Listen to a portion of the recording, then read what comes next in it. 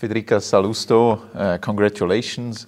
Honorary doctor, how does that sound in your ears? Oh, fantastic. Really, I was looking forward, and the ceremony was great, and it's really a great honor, especially to have recognition of your work from the place where you have been spending your entire life, scientific life at least. So it's been a great honor. And now young researchers may look up to you now and say, wow, that's great, and source of inspiration maybe also. But what skills, what characterizes a good researcher in your eyes? From my point of view, it's the passion for the work we do. This has been always, the driving force on whatever I've been doing in science. So you have really to be passionate about our work.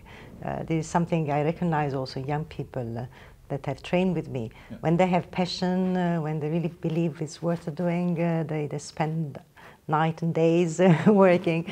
It's really, they achieve what they want, which is great. Then they don't count the hours when no, they're passionate. they don't. So maybe a bit closer to your work, the faculty praises that you contributed decisively to our current understanding on memory T-cell populations, and they say it was also important during the coronavirus pandemic. Sure. Can you just a bit explain for people like me, not that intelligent, to understand what your research is all about? Yeah, it's not a question of being intelligent. Of course, we tend to be always more and more specialized in what we learn and what we work on. So in immunology, but there's many other disciplines, it's it has its own language, and it's sometimes difficult to convey what we are doing. So what immunological memory, it's something that we rely on to combat against many pathogens, so we are facing, and it's at the basis of vaccination. So what the vaccine does is essentially to provide a pathogen in a mild form, or sometimes a piece of a pathogen, so that you don't, let's say, experience the pathogen itself, but prepare your immune system to react better when the real pathogen is encountered. And we have seen, I think, the example of the COVID-19 vaccine. We have seen how great this can be, and how this has been, recognized since many years. But sometimes, or decades, sometimes we tend to forget the importance of being, of being healthy, of having, an healthy life. And the vaccine essentially do so. They prevent us to have disease. Yeah. So it's a great, really, achievement of humankind. And so in the context of COVID, I think people realize the importance of vaccination, and how this has been key to drive us almost out of the pandemic. Yeah, definitely. Yeah. And now winter is coming closer, and a possible power shortage people are afraid of. And you do a lot of research about the immune system. Do you have a good advice to people how to prepare if the winter's cold and if they are afraid to get sure.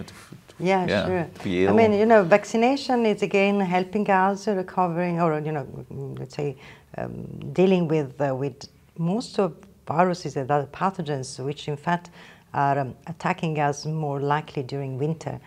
So again, there is the concern that after 2 years of protection, our immune system has not get used to influenza viruses that are, of course, circulating every autumn and winter.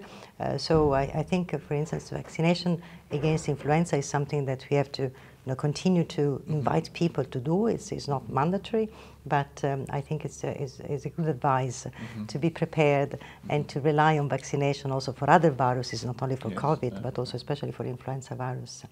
And of course, keep an eye on continuing to support the research, because we have seen how research has been really driving decisions in how to deal with this pandemic, and how much to do so we have relied on the past work that has been done by scientists in the past decades.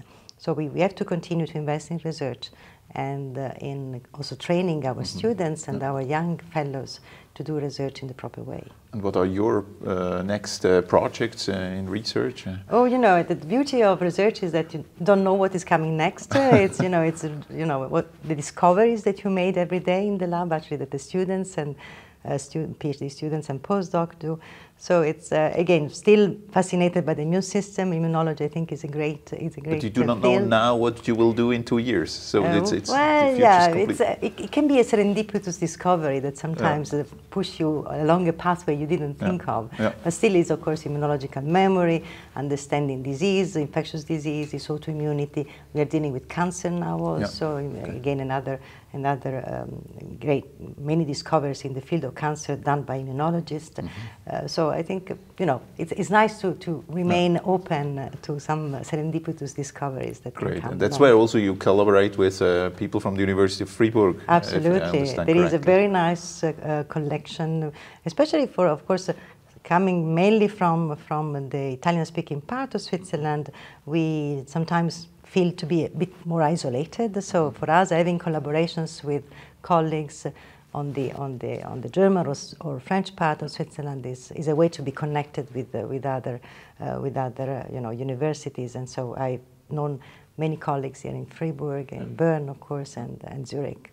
So it's great to be. I feel a bit home in a way. Yeah, great. It was a pleasure to talk to you. Thanks a lot, and all the best for your future endeavors. And congratulations once again. Thank you very much.